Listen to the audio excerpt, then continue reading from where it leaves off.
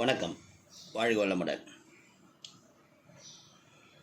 நம்ம தமிழகத்தில் உள்ள கோயில்கள், அதன் அமைப்பு, சிறப்பு, ஆன்மீக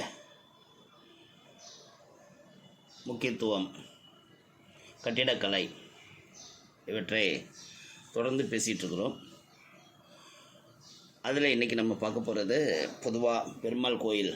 ஏன்னா அனந்த சயனத்தில் இருக்கிற பெருமாள் பார்த்துருப்போம், நின்ற கோலத்தில் பெருமாள் பார்த்துருப்போம்,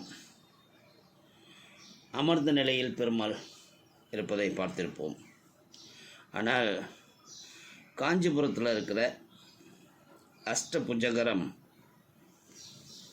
பெருமாள் கோயில் என்கிற அந்த கோயிலில் உங்களுக்கு புரிஞ்சிருக்கும். நான் எட்டு கைகளுடன் அவற்றில் ஆயுதங்களையும் தரித்து கம்பீரமாக புன்னகை தவழும் முகத்துடன் காட்சியளிக்கும் பெருமாள் இந்த கோயிலில் மட்டும்தான். அதனால் காஞ்சிபுரம் போகிறவங்க இந்த அஷ்டபுஜகர பெருமாளையும் தரிசியுங்கள். வாழ்க வளமுடன், நலமே சூழ்க. வணக்கம்.